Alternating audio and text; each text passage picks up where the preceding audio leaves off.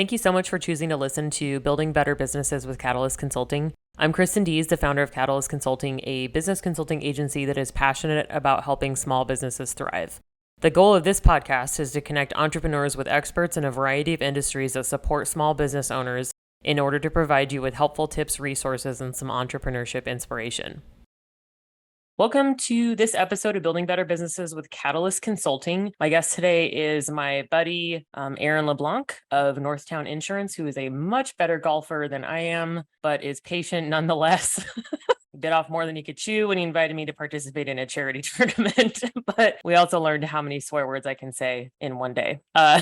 It's a lot. Anyway, so thanks for hanging out with me, man. I appreciate it. Oh, it's my pleasure. Not just how many, but how can we configure them in different ways? Yes. Let's keep it surprising, shall we? And as offensive as possible. Oh my God. Sometimes it amazes me that people hang out with me, but I think it's because I'm funny still.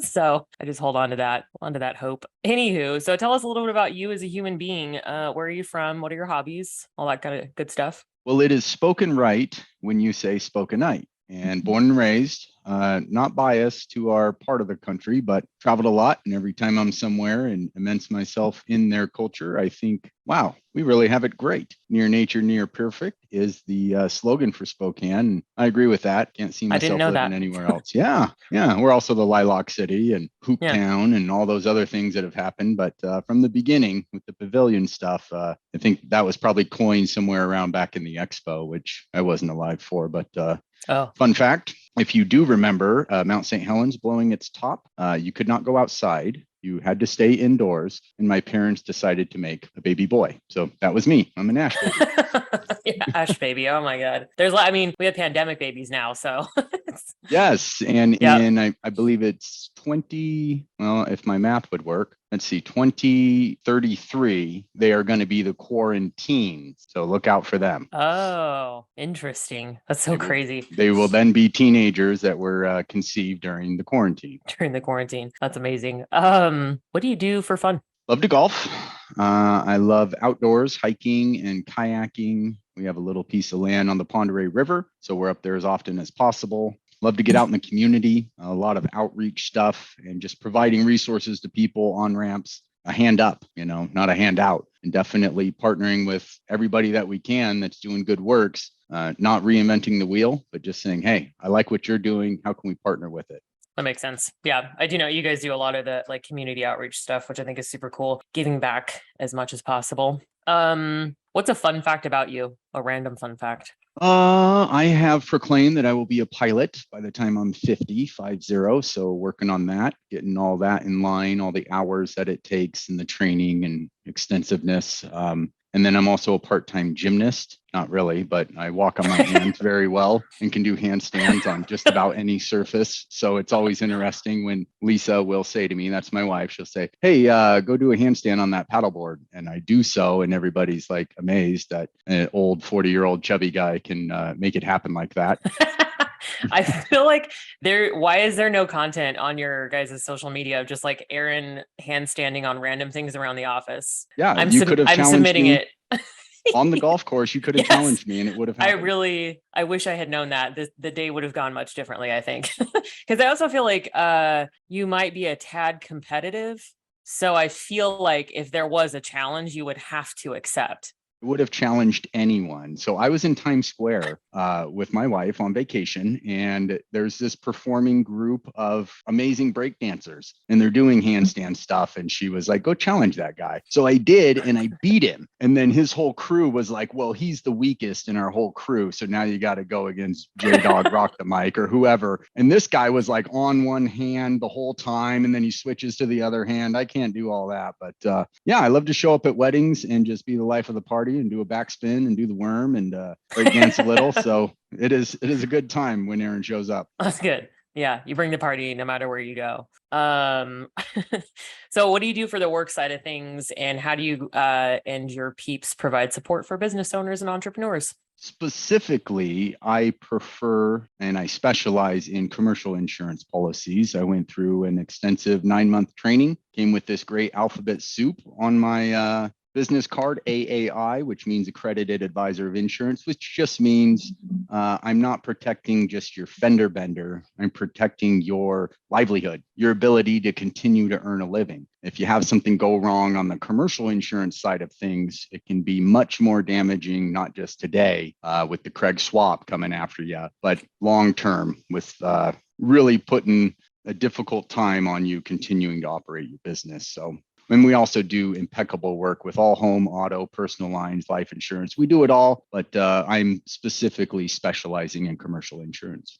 Is there like a limit? Is commercial just like anything that's like business insurance? Like, do you have to be like a certain size of business to be quote unquote commercial, or how does that work? Good question. I say your insurance is based on your footprint, and we're going to describe that by what are you doing, how much of it are you doing, and are you paying anyone to do it for you? So the smaller you are, the less money you're making. If you're not paying employees, the smaller your insurance policy is going to be, the less risk there is, the less expensive it's going to be. But all of that changes as your business grows. We grow with you. We do audits to say, hey, last year there were no employees. There were no subcontractors. You were earning this. What's the status looking like for next year? So as your insurance gets bigger, your business gets bigger, so does your insurance policy. And so do your taxes, as we all know. Yeah. That's the unfortunate part. So okay, but then commercial is like any kind of business, even if it's just like solopreneur making 10 grand a year on a side hustle kind of thing. Okay. Absolutely. There's very small, minimal policies for someone that's doing a side gig or somebody that's just starting off going, I don't know what I'm going to make in the first year. Can we just guess conservatively? And so we do so. We start you off with, hey, what's it going to take just to hit your mark so you can pay the bills, so you can continue to operate the business? Let's start at that number for your gross annual sales. Instead of the pie in the sky, we're shooting for the moon. That's great. But if you report that to the insurance policy carrier, they're going to charge you as if you're making those numbers. And if you're not, you're paying for something you're not using. Gotcha.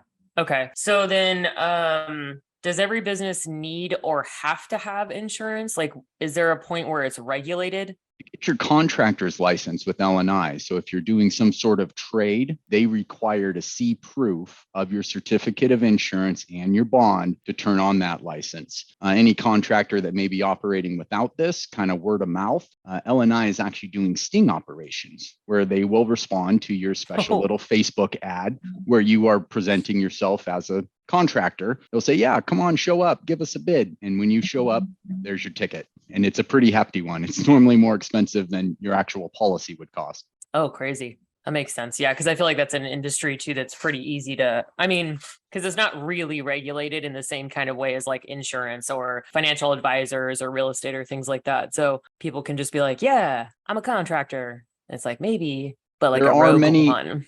Yeah, exactly. There are many businesses that it's not required or regulated, but obviously it's recommended if you want to continue to operate your business. All it takes is one person saying something happened. Insurance isn't just let's pay out $1 million because someone said something happened. Insurance is to protect you and your reputation. They're going to do a full-on investigation. They're going to look at the person filing the claim. Are they a professional slip and faller? How have they been at Walmart and McDonald's? Have they filed other claims of this style in the past 5 years? And definitely protect you that way against any fraudulent claims. But also, God forbid, in doing your business, you hurt someone, you want them taken care of. So it covers both.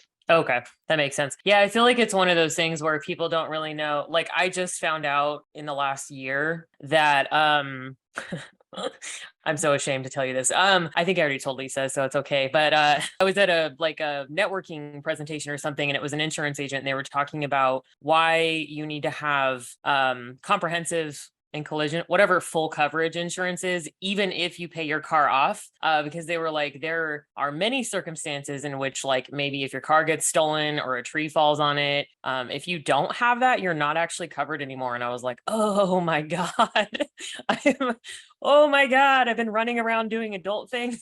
Like, because I've paid off cars in the past and stuff. I was like, holy crap, I didn't even realize, because you just think like car accident, but that's like not the only stuff that can happen to a car. That's right. So, yeah. And when you have a loan, they require you show them proof that the Yeah. value of the vehicle is protected. And once that loan's done, you don't have to have that anymore. But for us, we have older vehicles that aren't worth much, blue book value, but they don't charge much because of that. So you Yeah. then protect the value of the vehicle against the things you mentioned. Comprehensive is theft, fire, vandalism, tree falls on it, or you hit a deer, anything that's not your fault. And then collision is anything that is your fault. I was backing up and I hit a tree and I want to fix the damage to my car. If you don't have those coverages, you pay out of pocket. Yeah. Yeah. I was like, who's been in charge of me this whole time? Like, I'm just Need out supervision. here. Yeah, Someone supervise me. Yes. Please tell me how to be an adult human. I don't know. I think that's what school's supposed to do, but we all know that's not what happens. So You should have a class, I think, in insurance, at least some sort, they could call it like adulting 101. Yeah. And each week you have a different theme, whether it's investing, Yeah. credit, insurance, life stuff, grocery shopping, how to compare price per ounce. How am I going to shop like an adult? All of those things that you just kind of learn on the fly, either from your parental units or not, from your friends, from the scuttlebutt that's going around. You hear stuff, you believe it. My insurance is going to change when I'm 25. That's a rule of thumb, because at 25, we normally have outlived our early mistakes, accidents, tickets, and we've normally developed a better credit score. If at 25, you've still got a DUI on your record and you're still in a poor credit situation, your pricing is not going to get better because you had that magic birthday and turned a quarter century. Adulting 101. I think we should do that podcast. Let's pitch it to District 81. Yeah. Yeah. Be like, listen, guys, it's wild. Like, let's teach them German. Hey, thanks for listening so far. I hope you've been enjoying this episode of Building Better Businesses. I just wanted to stop and share about our Business Foundations course that is now live on the Catalyst Consulting website. This course goes over Business Planning 101, so it goes over a template for business planning as well as setting up your foundational habits and practices as a business owner. So we'll talk through some time management strategy, defining your version of success, and then also wrap up your business plan for you. If you want to check it out, hop over to bit.ly/pillar1. That's bit.ly/pillar-1. That link will be available for you in the show notes as well. Anyway, how did you end up where you are now? What's your background? How did you end up owning an insurance agency with your lovely wife? It was not the kid that said, I'm going to be an insurance nerd. So I was watching Maverick and Goose in my PJs with the footy bottoms. Y'all remember the zip up, and it was a whole fiasco. Like maybe some, Yeah, I really had to pee and I can't get out of these dang pajamas. But so there I was, and I was going to be a jet fighter pilot. And some choices I made in my teenage years made that unfortunately unobtainable to ever become an officer. And so anybody out there that's making bad choices as a youth, I strongly encourage you to think about the consequences. As we know, all youth are very, very aware of how long these things can follow you. But thankfully, through a lot of hard work and determination, I was able to outlive the shadow of that and really change my life by doing some different things, making some different choices. And one of those choices was getting a career. And once I got that career, I thought I should get a new car. So I went and bought this used car. It's new to me from my brother-in-law who worked at a used car lot. And this was 2008. And boy, I wanted to be hip, slick, and cool. So which car did I choose? The WRX with tinted windows and the subwoofer and the glass pack and custom rims. So I'm at the car lot buying this car, and he says to me, you can either endorse your insurance policy. We need to see proof of insurance for you to drive off the lot, or we can call this gal who'll come right to the lot and sell you an insurance policy. And she's a looker. So I said, yeah, let's do that. Let's give this gal a try. So she showed up. She certainly was a looker, and I'm flabbergasted. I have just bought a home because I have this career now. And in the midst of buying that home, my previous insurance agent said, you should really think about raising your liability limits now that you're a homeowner. And I said, yeah, miss me with that. I don't care about that, whatever. But I'm at the car lot, and when this insurance agent shows up, who's cute, I start dropping that stuff. I'm a homeowner, so I should probably raise my liability limits. Hook, line, and sinker. She couldn't resist. No, actually, she could resist. She said, I'm not interested in dating the fast and the furious. Maybe when you mature a little, we can talk again. Because I asked her out and she said no, but I pursued her and weared her down. And we started talking a few months later. And it turned out that we were both volunteering at a juvenile hall facility, trying to help those youth for totally different organizations, totally different reasons. But that was the link. And we both said, wow, we both have a heart for service. And that kind of opened the gateway to develop that friendship, which turned into a beautiful relationship. And now it's the marriage and the career and the life that insurance built. Total insurance nerd story. I love telling it. That's cute. That's how I got where I'm at. And it was like, I don't know, about 10, 12 years ago, she started managing this insurance agency for the previous owner, and watching her manager style, how she treated her team members, how she was always giving back to them, putting them first. It was just amazing. And I said, I really want to work with you, really want to work for you. And so I made the switch to insurance about 5 years ago. And then almost 3 years ago, we purchased this insurance agency, and it's just been amazing ever since, working together. You know, it comes with its own challenges, a mom and pop working together, but she's in her lane, I'm in my lane, and we work really well together. We figured a lot of things out, and our marriage counselor has made a lot of money. Yeah, I mean, that's, I think, one of the most important things is like, you need a referee if you're going to try and do business together. Even if it's good, it's not always going to be good. That's amazing. That's cute. I actually didn't know that's how you guys met originally, was her hustling insurance on a car lot.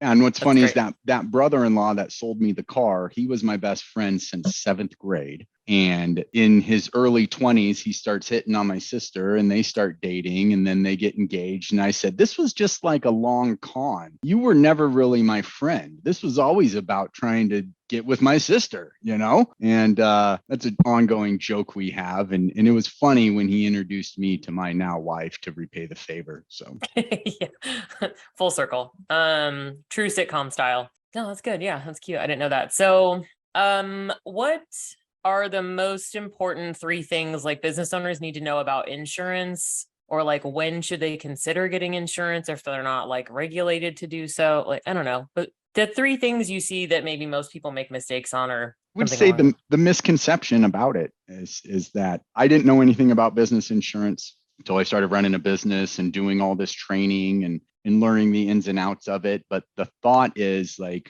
oh, my auto policy costs this, so my business insurance is going to be 10 times that number. It's nowhere near that. So getting a quote while you're budgeting, while you're planning for your business, and then saying, when can I pull the trigger on this? And knowing in your mind that whole time, if anything goes wrong, we're not even getting out of the chute. We're done. So that is probably the top thing, is just getting the ball rolling and thinking about it. The second thing I would say is finding a trusted advisor, an advocate, somebody that's going to stand up against the insurance giants and say, no jargon, no BS. Here's what your policy does. Here's what it doesn't do. And here's how we can provide coverage for this, that, the other, for your stuff, for your tools, for things like professional liability. This is a crazy one. But if I were to say something today that offended you, you could actually sue me. That's just the way it goes, unfortunately. So hopefully we put an asterisk at the end of this that says all things are meant as informative and not insurance law, basically. Yes.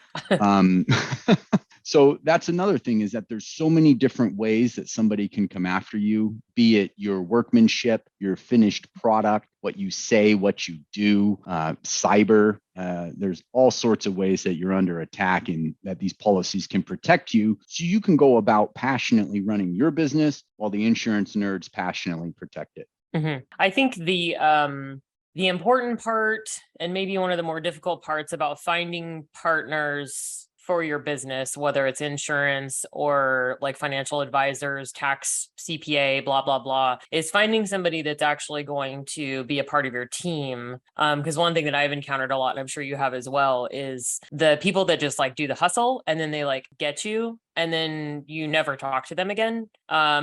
So finding people like you guys that are very passionate about growing with and supporting your clients, whether they're commercial or individual, what's the consumer? Anyway, whatever, you know what I mean? And having actual partners that are going to be like they're there for the journey and help you along the way too, because I think that that's commonly not what happens in a lot of cases. The top three things, I better get a third thing in there, or people Oh will yeah, say I can't count. right. Would probably be find someone local, find someone Mm. independent, and find someone that does have a drive for what they're doing. That you mentioned it, you hit the nail on the head, that if it's just a job they're doing, it's just a box to be checked, a task to be completed, it's not going to work out well for you or them. If your interests are not their first priority, making sure that your livelihood is protected and that they're advising you appropriately. So they're not overselling you a bunch of policies you don't need, or they're unwilling to meet in the middle. Well, they'll say these things we won't budge on. These are the limits that we sell to all business owners. We won't go any lower than that. But if you want to do without this, that, and the other, okay, I just want you to know how much this, that, and the other does cost so we can build them in as the business grows. Mm-hmm. That makes sense. So when people are looking for an insurance agent for their business, what are some things that they should know or ask or do to make sure they find somebody that's a good fit for them for the long term? Yes. So all businesses operate from three spheres. Gosh, I hope I can remember this now. It's the worst part. Convenient, cheap, and I want to say engaged, but I don't think that's it. Interactive, and you can't be all three. So you as a consumer, you as a client need to figure out what's your top priority, because every agency is different. Some will be the cheapest, but it won't be convenient to work with them. Some will be convenient to work with them, but they may have a higher price. And some may be very engaged, but it's not, that can't be engaged versus Oh, convenient. it's like the you can have fast, cheap, or good, but you can't have all three, essentially, is the Yes. same. Fast, cheap, or good. That is the three. Yes. Yeah. I mean, Quality. I think it's not exactly the one that you were talking about, but it's a similar, like, you don't get Yeah. all three of them because that's not a real thing. Like, Right. sorry. Exactly. Yeah. Exactly. So figuring out what you need and then having that conversation with said agency. What do you specialize at? And we specialized at creating an engaged insurance experience. What that means broken down is that we want to know you. We want you to know us. We want your favorite way to communicate to be what we use every time. So if you hate your email, guess what? Let us know. We don't email you. There's stuff that needs to be docu-signed or whatever. We'll figure that out. We'll send you a text saying, hey, check your email. I know you hate it. Or if you prefer a phone call every year at your renewal, let us know that, because ultimately we don't want to be speaking one language while you want to speak a different one. It makes everything jumbled. And yeah, so basically knowing if you're a good fit is having those discussions, just like going on a first date. Is that what am I looking for in this relationship, in this insurance journey, and what do you provide, and how can you meet those needs? And if not, no harm, no foul, but I'm going to find what's best for me. Mm-hmm. I feel like it's the most important because I ask pretty much every guest on the podcast that same question, and it's really date or interview multiple people. Like I talked to a flobbity jillion financial planners before I picked one, and it still wasn't great. So I still need to pick a different one. Like, but it takes time. It's like sometimes you don't know, but like if it's not good, you don't have to keep your insurance agent. You can get a different one. You can go to a different company or whatever it is, whether it's insurance or finance, because you guys are great. So, but I also do feel like too, this is one of the things that I know about you guys is that you are very, what's the word? Passionate about healthy boundaries in business relationships as well, but it's also like managing expectations. So it's like, this is how we do business. These are the guidelines that we use. This is what our communication, like your turnaround, all those kinds of things, like, and it's the same every time. So it's like, you know what to expect, but you're also very clear about what it's like to work with you. It's not just taking whatever gets thrown at you. Like, we'll just take whatever random insurance person, that kind of stuff. Anyway, it was not as eloquent as I would have liked it to have been, but I feel like it's an important thing because like as business owners, you get to decide. That's the whole point, like literally the whole point, besides, not having to work for corporate life, but like you get to decide who you work with, period. Even if you're in an industry like construction or something, like you can choose who you work with. So like deciding what you want as a business owner, both directions, I think is important. I think you guys have done a really good job of being super clear, and your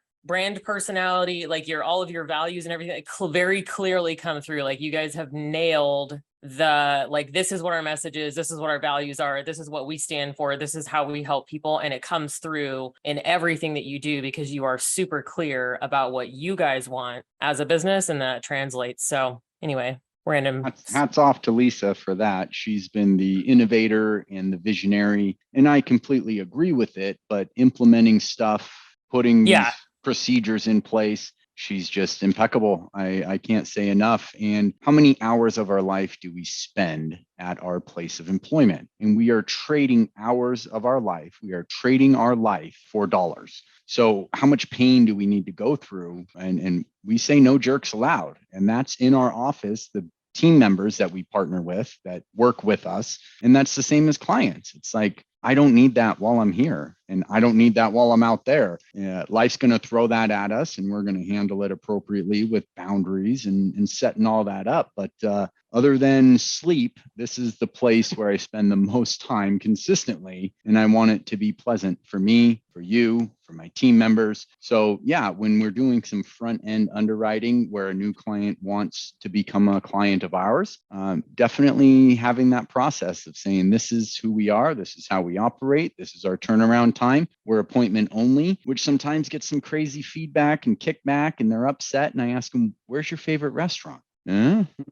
Churchill's? Okay, cool. You can't walk into Churchill's and just sit down and get a steak. You can walk into Denny's or Sherry's or anywhere else and have your little hockey puck steak. Great. I prefer something that somebody has set aside the time specifically for me, where there's no distractions of other calls, of emails. They're not playing whack-a-mole. They say, this is your time, Aaron. I'm dedicating it to you. No one else gets your time. And sometimes that takes scheduling and an appointment and matching up calendars. And some people don't operate very well that way. And it's a point of contention and frustration. But once we get over that hurdle, they love it. They're like, oh, I know once a year, I can schedule a half-hour sit down where I'm the only one on their desk, and they are focusing completely on what my insurance needs are, if they've changed, if we need to change anything about the policy, and it insulates that relationship. Yeah, no, I think it's nice. It made me think of doctor's offices when you were just talking about it. It's a shit show. It doesn't matter what doctor's office you go to, they cannot seem to figure out how to schedule effectively, period. That's really like, that's kind of it in a nutshell. I'm like, how is it? Like, I just assume anytime I go to any kind of doctor's office, dentist, well, dentists are actually better at it. But doctors specifically, or any kind of like healthcare practitioner, is usually extremely late. So I just assume that I'm going to be late when I get there. But I think some of that comes from like not effectively managing boundaries. Because if they're like, hey, please come to the office 15 minutes before your appointment so that we can make sure that all of your paperwork is current and up to date, and then people don't do it and they still let them hold the appointment, then what are you going to do, right? Or if people show up late and they let them in, or the appointment runs long or whatever. Yeah, anyway, stresses me out. So I like structure, like a lot. Flexible structure, but structure nonetheless. So anyway, kudos to you guys, because it's hard to do that, and then have it just show up clearly, because that's a lot of boundary management, and lots of people aren't comfy with that yet. So hey, thanks for listening to the podcast so far. I just wanted to drop in and recommend a bookkeeping resource, bookkeeping and accounting resource, if you're into that sort of thing.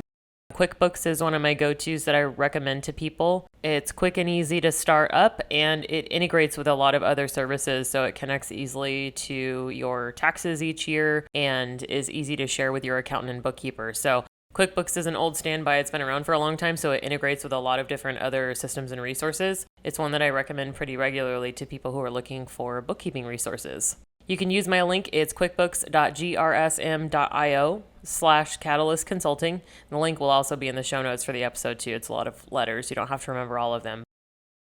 Anywho, actually, I have a random question too. So what's the difference between a brokerage and then like somebody who works directly for or with like State Farm or American Family or whatever? What's the difference? How do you guys operate? Yeah, there's basically three channels on how to buy insurance now. You can buy it direct online often with some of these new carriers that, in my opinion, haven't quite proven themselves, which is a minefield, if you will, that you go online with all of your insurance knowledge and click some buttons and buy a policy and think it's sufficient. I would always review that with a professional, someone that has earned a license and know what they're talking about. The second way is a captive agent.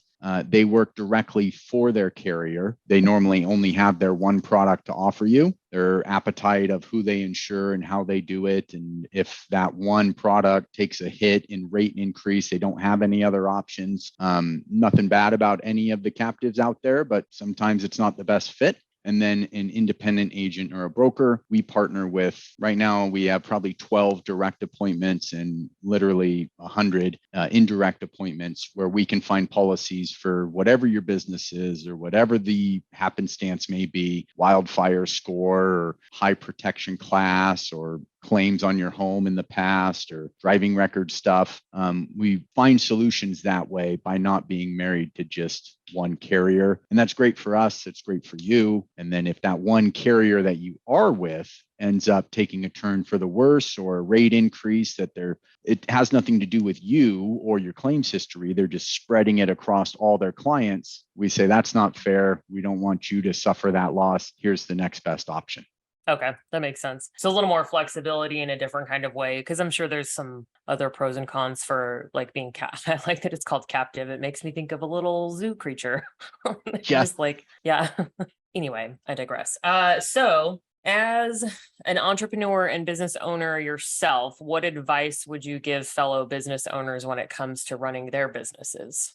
Keep your why in the forefront at all times. Why am I doing this? What is the point of running my own business? Yeah, really, I mean, that's some life stuff. So that leads to life coaching, business coaching. You know, Anthony Hopkins, one of my favorite actors of all time, I just think he's the cat's meow, had 7 acting coaches, one for speech, one for movement, one for whatever. It's just like crazy to think that this guy had that many, and it's because of how good he was. So if you think you're pretty good at what you're doing and then you get a coach and go, oh man, they could just tweak this and tune that and it would be so much better, focused, productive. So yeah, business coaching, life coaching, and then keeping that why stage center, that you need to remember that every day. And is that why I'm talking to this client right now? Am I trying to share that with them or am I trying to close the deal? Mm-hmm.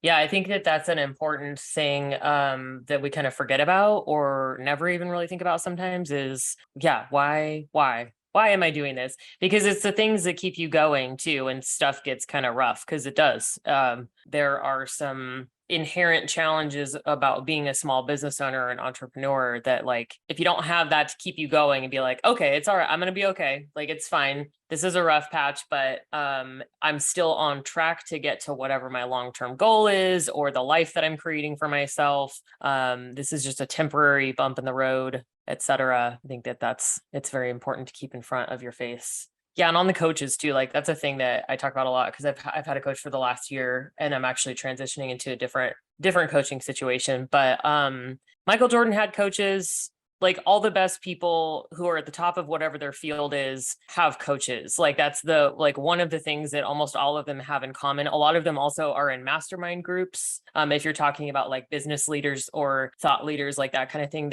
you can only get so far in your own head. And that's the thing that's like, for me, I need that. I need friends and mentors and people that are like-minded that I can talk to, like your lovely wife being one of them, whose brain I am fascinated by. And I'm like, dude, I just need to talk to somebody who gets what I'm trying to accomplish, that can help me like get through this thing. Like, I need to unravel it because it's just like rattling around in my brain and I can't get past whatever the thing is. So being able to just talk to somebody else and have them challenge your perceptions sometimes of yourself and be like, is that really true though? Because I think you're telling yourself a little story right now, buddy. So coaches are great for that. And then also just having like mentors around you that you can talk to, business besties, do it. It's invaluable for sure. See, that was a digression again. So I'm very passionate about that topic as well. Because a few other people talk about like the power of networking and like those kinds of building those kinds of relationships too, where maybe you don't necessarily have the funds or the resources to get a coach or consultant or anything at the beginning, but like just putting yourself in situations where you're around like-minded, goal-driven, growth-oriented people to help you get through some of that tough stuff is worth every penny, or not pennies. It's worth more than the pennies you don't spend. We'll come back to that. Thanks for listening so far. I just wanted to stop and share one of my resources that I like to recommend to people. If you're looking for an invoicing system, FreshBooks is one of my go-to recommendations for people. It's pretty low cost, it's easy to start up. So for people that are just starting out with the need to invoice, it's a great resource to use up front, and it can scale as your business grows as well. They also offer bookkeeping and accounting software and services as a part of their pricing structure too. If you're interested in checking it out, their link is bit.ly/catalyst_FreshBooks, and the link will be in the show notes, of course, for you, just in case. But it's a quick, easy, and intuitive system to use if you're needing invoicing to send to clients or customers. What I've found is there are numerous people out there that have obtained a wealth of knowledge in their industry, which may not be your industry, but just sitting at their feet, buying them a coffee, once a month, and picking their brain, letting them mentor you, learning from the errors of their ways and the knowledge of the good choices they've made is invaluable. And that is pennies, buying a coffee and just letting someone know, I see you. I see what you've done in this industry. Your reputation precedes you. I want to follow those footsteps. And someone with a good heart goes, oh my goodness, thank you that I am in this position. And I do want to share that with you so you can avoid this, that, and the other. Yeah.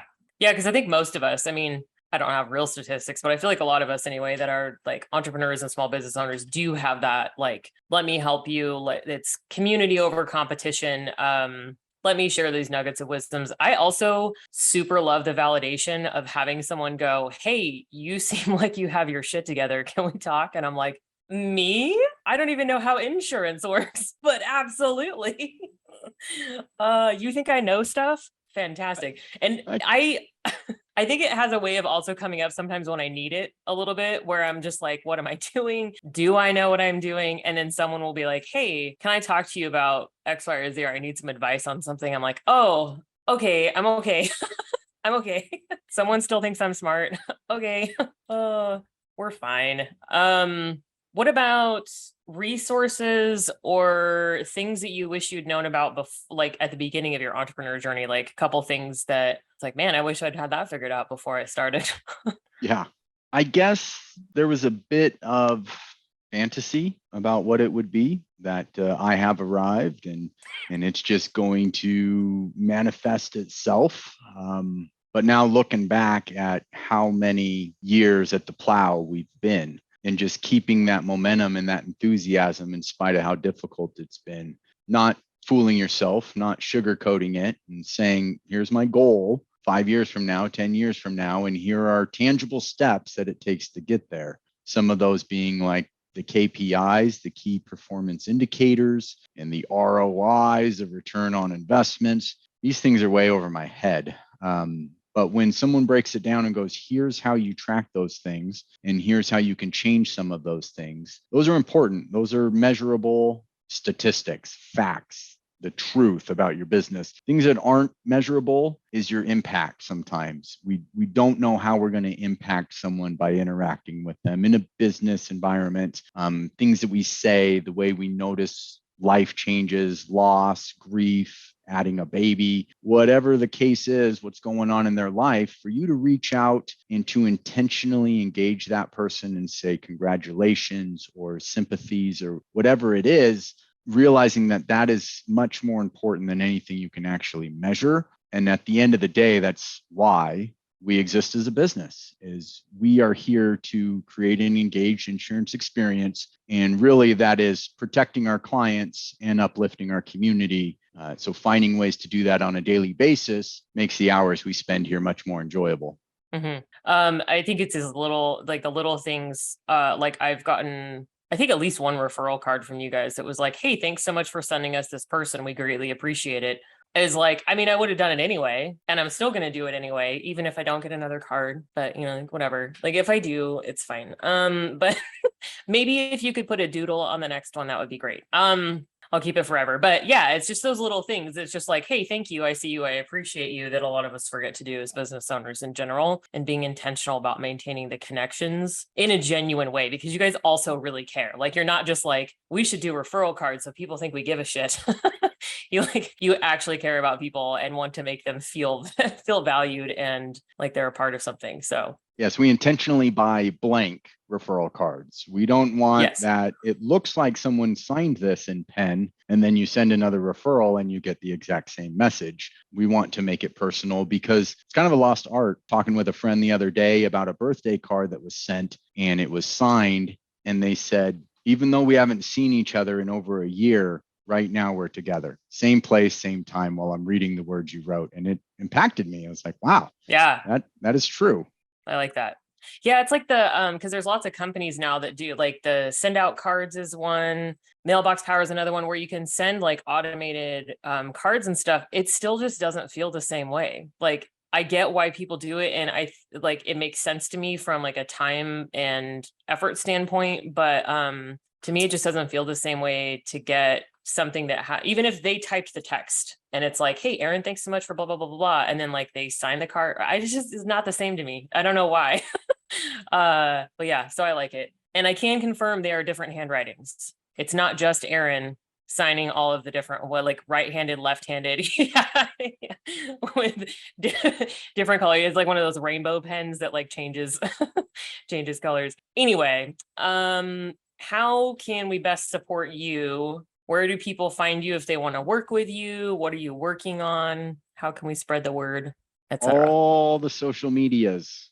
Yeah. Lisa works very hard at keeping those up to date, providing on ramps. What are we doing this month? Who is our client referral partner? How can we increase our ability to give by partnering with our clients? So we do a matching every month up to a certain dollar amount, trying to raise funds for what people are already doing in this amazing city. These amazing nonprofits that a lot of people don't know about, shedding light on those and partnering with those. And then we have all sorts of events throughout the year where we're doing contests and giveaways. And I mean, just being engaged, whether you're a client or not, saying, go Northtown Insurance. I already love my agent and they're a family friend and I'm not going to switch, but we like you guys. We like what you're doing. There's plenty of business out there to go around. We're not all in competition with one another. And I like breaking those taboos of like really going and hanging out with other insurance agency owners and just being friends. And like,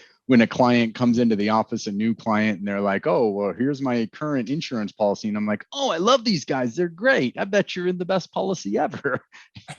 So just kind of shutting that down right away and being like, I'm not going to steal from these guys. I'll talk to the agent and see what's going on, but having that network as well. So creating more of a community, supporting local and just being involved with us. We love that. It really makes our day to know that we're making an impact, and then we get to interact with more people. Yeah. No, I'm a big fan of your guys' video content too. I feel like you do a good job of being educational and informative in the content that you put out too, which is nice because, like, as I was saying earlier, lots of people don't understand how insurance works. There was also another one, I think Megan did the video, and I was like, what? Like, I had no idea. Again, just running around willy-nilly paying bills and stuff. I'm like, what? This is crazy. Yeah, no, it's good. It's good content. So for an insurance agency to also be human and approachable and fun and also informative is that's a well done. Golf clap. Golf clap. Yeah. So thanks for being here. Any last thoughts before we bounce? Question 10. How do people get in touch with you? Oh, yeah. How do people? I said that at the beginning. I said, how do people find you? Oh, well, I had a good one because if it's major, you can hit me on my pager. Just put a 911 in there and I'll get back to you with the 411. No, I don't really have a pager anymore. Yeah, I hope not. No. Mom stopped paying the bill on that back in my teenage years. Yeah. It was like, nope, you're on your own. Yeah. I'm sure you'll share all the ways to get in touch with us. Mm-hmm. It's all the normal channels and all the abnormal channels. We're out there. Find us. help us find you. We'd love to connect. And then to your point on the videos, we got a whole new series coming out, some really fun ones that I think you're going to love. They're also informative, but something to just add a little levity, make it a little lighter and fun. So I can't wait to present those to the world. We worked really hard with one of our favorite videographers creating those. And so stay tuned for them. Nicholas Allard with Theta State. Theta State. Love me some Allard boys. They're gems. Also, is there a dog in any of the videos that are coming up? The dog, his name is Major, and but is he going to be? He is an agent, so we call him Magent, the dog agent. And yes, He has his very own video of how he sells insurance, and you're gonna love it.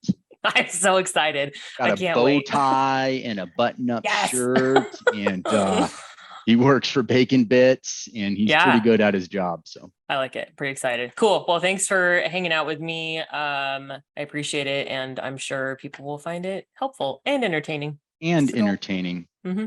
Yeah. The duo. Yeah. 2 of the 3, helpful and entertaining. Thanks so much for listening today. This was a great episode, and I'm sure you will appreciate the tips and insights from today. If you want to connect further with our guests, you can find the contact information, social media links, etc., any of the freebies in the show notes from today's episode. Please show some love to our guests and like, follow, and subscribe their content if you connected with them. And also don't forget to like, follow, and subscribe Building Better Businesses with Catalyst Consulting. Also, if you drop a juicy review, that's always cool too.